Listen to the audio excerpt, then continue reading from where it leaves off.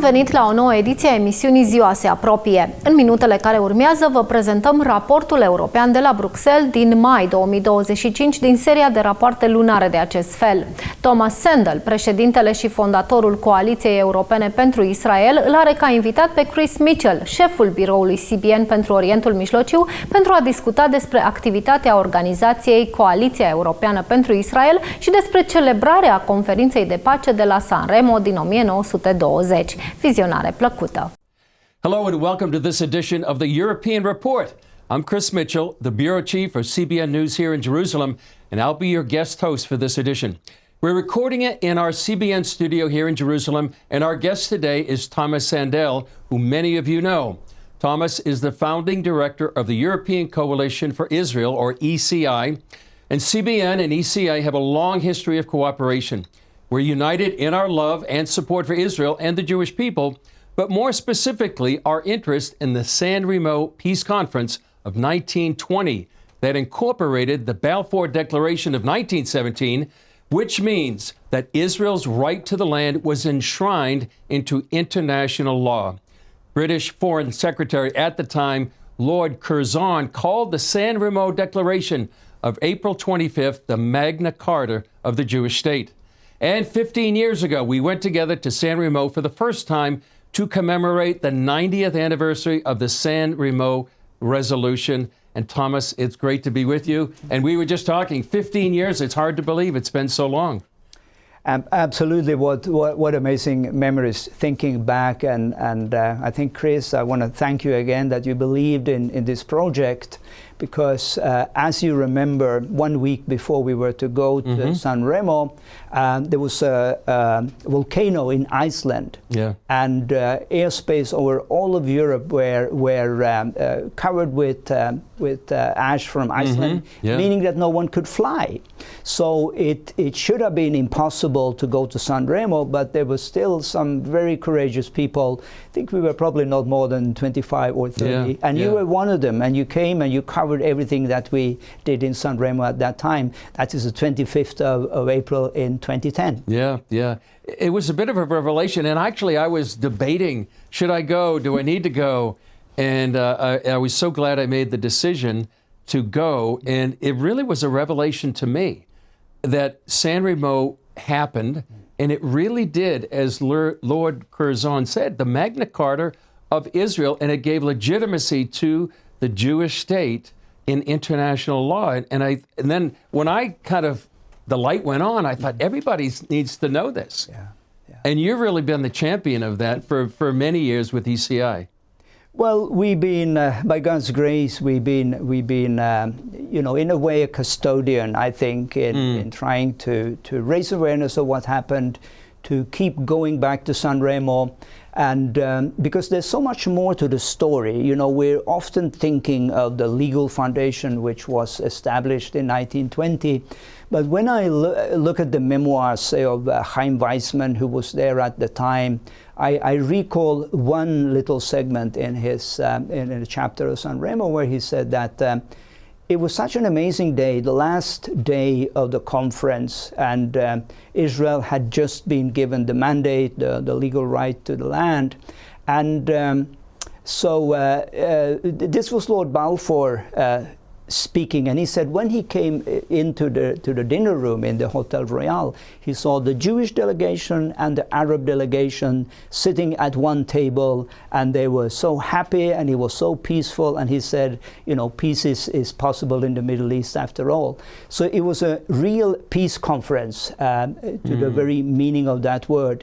And I think what we need today is really people of goodwill who want to have a fresh look at the situation in the Middle East and really work towards peace, but peace in a way which is aligned with truth, and I think in this sense also the biblical covenant with the Jewish people. Sure. And just to rehearse a little bit, we referred to it in the introduction, is that in 1917, the Balfour Declaration said they favor the establishment of a Jewish homeland in the land called Palestine at that time, almost verbatim put into the San Remo resolution, the treaty, and then endorsed by the League of Nations.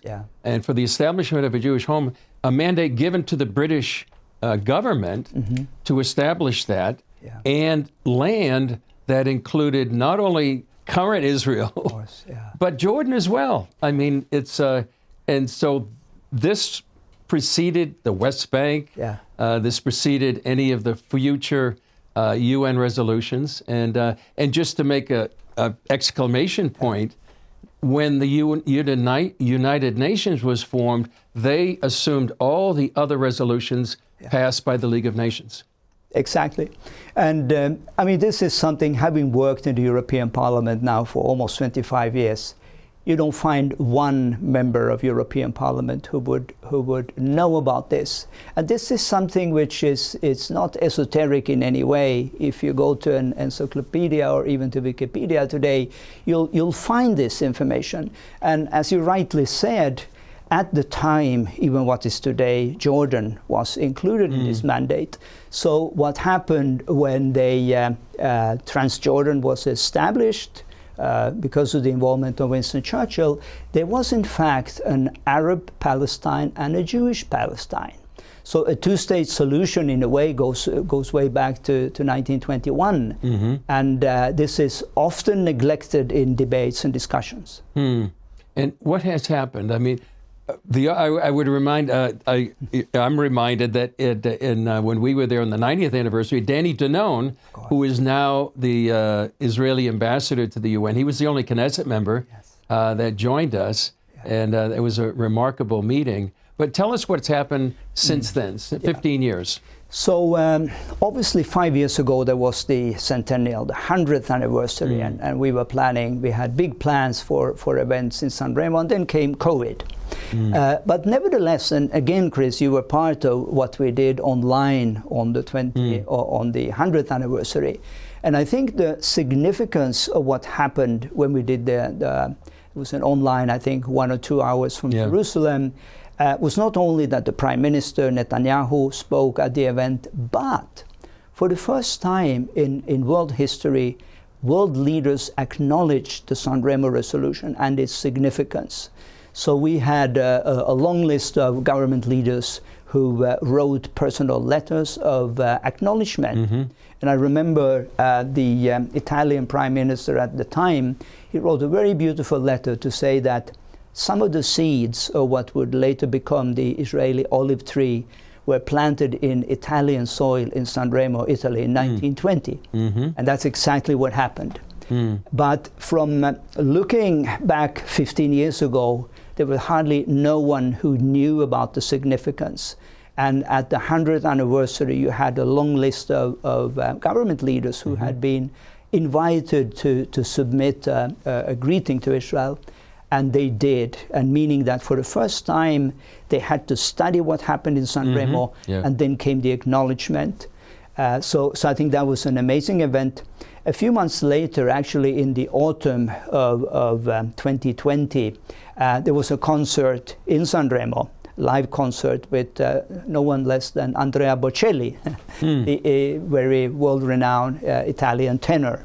So 1 month from now, when we're sitting here in the studio, there will be the 105th anniversary, and we will again be in San Remo to celebrate. Just to go back in the history, why the San Remo conference was even held was because of World War I, and this land, before World War I, was part of the Ottoman Empire. So the major powers that won the war, literally divided up the Middle East, and that's why much of the Middle East looks the way it is right now. And of course we have to acknowledge that not all the decisions made in San Remo, in retrospect, were very productive or sustainable. So it's interesting to say that Israel is probably only state which it's not a failed state, and it's a state that has been flourishing despite all the opposition in the region. And I think that's really the beauty of looking back now at 105 years, that what was decided in San Remo, just the rightness of it, that here is a flourishing democracy in the middle of a region which is not really known for fundamental rights, human rights, and rule of law and democracy.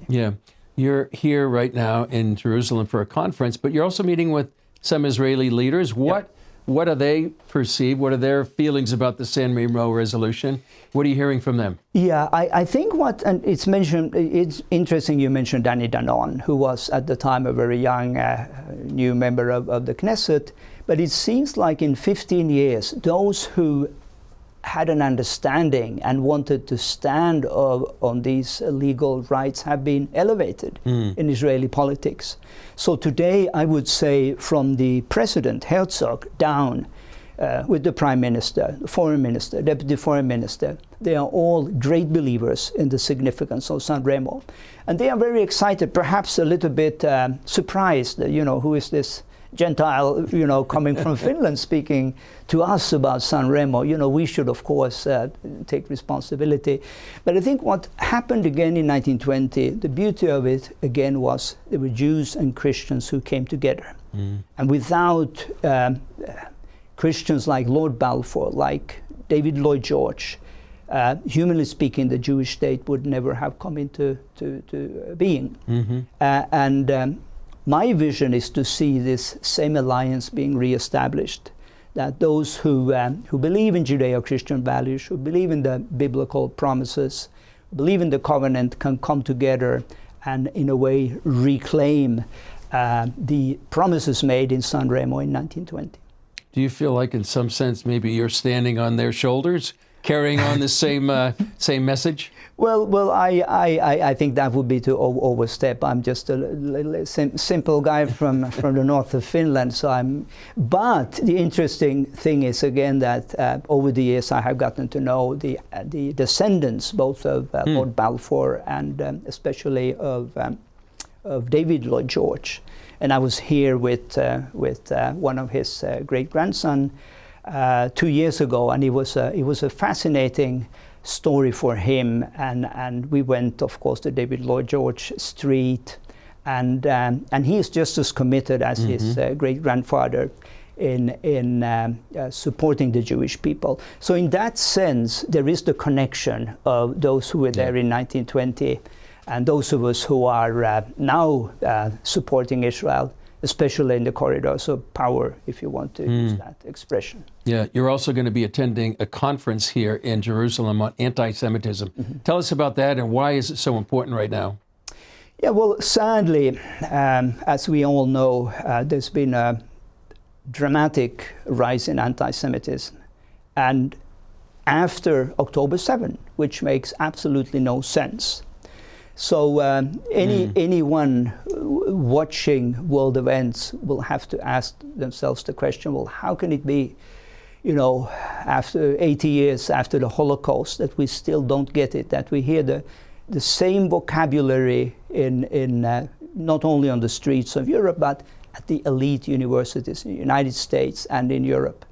And if this is the way that the future leaders are thinking, we just imagine where we will be in 5 years, 10 years, 15 years from now. So if there has ever been a time to remain vigilant and combat anti-Semitism, that time is now. Yeah. Last night we were down at Ben Gurion Airport and doing a story on nearly 50 French Jews coming back, immigrating to Israel, and I think about 11 or 12 Jews from Russia. They were all saying, the ones from France, that it's far worse than you can imagine. And that many of them would rather come to a war zone and feel safer than living actually in France. How would you describe maybe anti-Semitism in Europe itself? You European and you travel throughout the continent. Yeah. Of course, when you look at Europe as a whole, there are a few observations. One is that a Jewish person is much safer in the East than in the West. So when we look at a country like Hungary, which is being accused of anti-Semitism at the moment, there's probably no place in Europe where a Jew can walk more safely on the streets than in Budapest. The same is true for Poland and other countries that historically have been very problematic for the Jewish people. But go to Brussels, go to Amsterdam, go to Paris, go to Marseille, and you would not dare to reveal anything that would identify you as a Jewish person. And we see this also in statistics, surveys, be it the European Union their own surveys that a large majority of the young Jews are not asking whether they will move to Israel, but when is the right time. So, and I think this is for Europe, it's being repeated by our leaders that when the Jews are leaving Europe, then we are really in trouble. And it was the Secretary General of the United Nations who said that when the Jews left Portugal, that they were expelled, of course, during the Inquisition. That's when the decline of Portugal started. And that's when the Renaissance of the Netherlands started, because that's when where the Portuguese Jews went. So it's terrible news for Europe, the time when the time has come when the Jews don't feel safe and secure and are considering leaving. So it might actually accelerate the decline of some of these nations historically. I mean, we've seen it historically. Very much so, and of course it's always controversial to speak about immigration and Islamization, but of course what has happened after the Holocaust is, of course, that we lost these 6 million Jews, many of them future Nobel Peace Prize winners, musicians, artists, this and that. And we brought in millions and millions of people from a different culture with a different religion and who have had a difficult time being assimilated in Europe. And that is not, of course, to say that all Muslims who came are of bad will, but we do have a problem with radical Islam in Europe. And when the forces of radical Islam and the extreme left find each other, it becomes a very deadly and toxic cocktail. Yeah. And that's what we are experiencing on the college campuses and also on the streets of Brussels and elsewhere. Yeah, and college campuses in America as well. And right now there's certainly a battle going on to see who of some of these agitators can or can't be deported by the current administration. Yeah. You are very much involved in people in the European Parliament. How would you describe the makeup right now of the Parliament itself, and which direction do you see it going? Yeah, I think the question is relevant also as it relates to the conference here in Jerusalem, because as you know, there was some controversy who should be invited, who should be disinvited. Yeah, by the minister. And I wrote an op-ed where I made the point to say that the Jewish people can't afford to disinvite anyone who wants to be their friends at this time. And I think it's also, you clearly have those also on the extreme right that will have nothing to do with Israel, with the Jewish people. But you have others who are in a way reorienting themselves. And I think this is true for many, if not all, political parties after the Second World War. They had to reinvent themselves when it comes to relations to the Jewish people. And I could name many prominent parties. So we shouldn't, I think those who really are expressing in words and deeds that they want to stand with the Jewish people today, they should be the first to be embraced by the pro-Israel community and not the first one to be expelled. Yeah. And what do you expect to come out of this conference? Well, I've been to many conferences, and I know the dangers with usually we can become very theoretical, and I think the best we can wish for is that this would be give a new injection into the movement for combating anti-Semitism. Personally, I also hope that it would bring in more political parties in the camp. Because we have done a pro-Israel ranking in the European Parliament, or it wasn't us, it was a research institute, which very clearly shows which are the parties which stand with Israel, in political decisions, which are the parties that never stands with Israel. So it's very clear, on that ranking. And I think a party, in this case, a Spanish party, opposition party, Vox, who scored, if I'm not mistaken, almost 99%, should not be expelled from such a conference. They should be welcomed. Whereas we need to find new ways of engaging with the progressives, which have a very poor record of standing with Israel currently at the European Parliament. Yeah. But I would say that by and large, the trend in Europe now is there is a wake-up call, and there is a greater understanding of what Israel is going through. And I hope that this will really also mean better relations with Israel. Sure. I can remember the first time we met Tomas, a mutual friend of ours, was hosting, I think it might have been a brunch right here in Jerusalem. And Rick Ridings, our mutual friend, said, "You got to know Tomas." So it's been really a joy to see you. And really, you've really enriched my understanding of the region and of its history because of what you do. So ECI is celebrating its 25th anniversary. It's pretty remarkable and at quite a time in history. Tell us your ideas of what you've done in the past 25 years and where do you see the next 25? Yeah, so just to correct myself, maybe we're going 23, but we're coming close to 25, okay. And I look at the big numbers. I think we're preparing for the 25th. But of course, what situation, say 25 years ago in Europe, was that there was nobody in the corridors of power speaking up for the Jewish people, except for the Israeli embassy. Later, of course, there were a number of Jewish organizations who saw the need to speak up. But what for me was significant was, because I always think back as a bit of a historian, what was missing in the 1930s. There was nobody speaking up for the Jewish people unless they were Jews themselves. And I sometimes speak about the Evian conference in 1938. And many say that was the last chance to stop Hitler, when Roosevelt invited the nations to Evian, France, to answer the question, what are we going to do with the Jewish refugees? And country after country after country said that, it's a terrible problem, there's nothing we can do. Canada said that our country is not large enough to receive Jewish refugees. And Australia said that we don't have any anti-Semitism, we are not keen on importing any either. And the story from the U.S., of course, with the ship that could not. That's right. Could not bring the Jewish refugees to the United States either.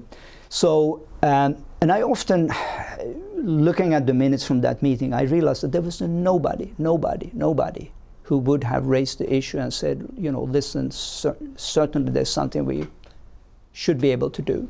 And I don't think it takes thousands and thousands to change history. I think it takes a few.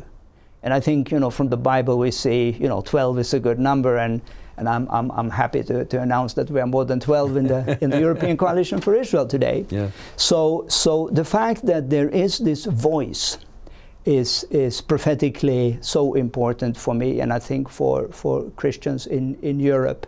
And a voice which is today recognized, meaning that when I come to Jerusalem, I'm received the President's office and Foreign Minister's office.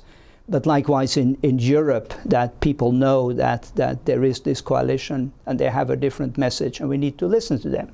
Yeah, and I would say not only here in Israel or in Brussels at the European Parliament, but the United Nations in New York City as well. Yeah. You have a presence there. And I think you've had the United Nations recognize Yom Kippur as a holiday. Exactly, and I think again, sometimes it's not bad to be small.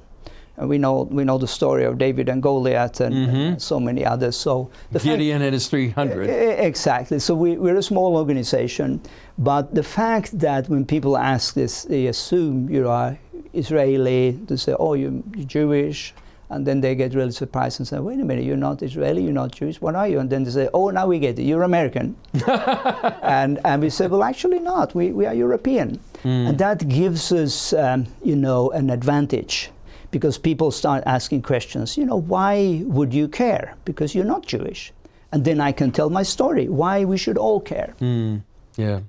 Well, tell us how people can pray for you and ECI, and how can people find out more about what you do and help support you? Yeah. Well, we have a website, of course. If you Google European Coalition for Israel, ec4i.org, you'll find more information. We obviously we're not funded by any other government, so funding is crucial. But as you rightly said, prayer even more so. This is not only a legal battle, a media battle. It is a spiritual battle. It always has been. But we'd like to be practical, like Mordecai and Esther. You know, we like to stand before the decision makers, the kings and queens of this world, while we pray, and we have others who pray with us. And we know in the case of Esther that was a very successful model. And by the way, ECI was founded without us, coordinating anything on Purim in 2003. So when we had the founding meeting, and someone said afterwards, I have a feeling this is an important day in the Jewish calendar. I don't know which one. And we looked and we saw, wow, this is Purim for such a time as this, story of Esther. So we'd like to be modern Esthers and Mordecai. And if we perish, we perish, but we're going to continue going. Yeah, wow, it's a great story. So here we are, almost 25 years for ECI, 15 years after San Remo. Any final thoughts? Well, San Remo for us, it's, as I said, it's very important because it happened in Europe. We have a responsibility for Europe in particular. It's also important because it was great things happened with Jews and Christians come together in the right spirit. And we'd like to see more of this in years to come. Yeah. And one other person that changed history was Eddie Jacobson, who was very influential, and President Harry Truman, who recognized the Jewish state just 11 minutes after David Ben-Gurion. Exactly. So, so small numbers can make a difference. Absolutely. Yeah. Tomas Sandell, it's great to be with you. Thanks for all you do through ECI and your relationships here in Israel, New York, Brussels, and literally around the world. Thanks so much. Thank you, Chris.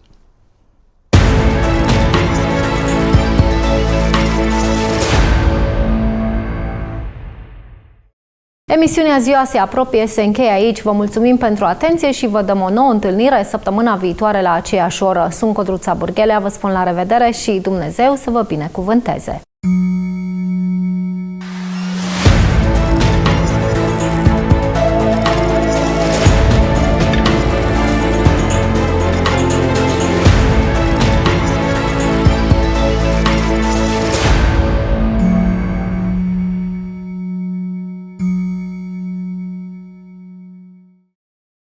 Alpha.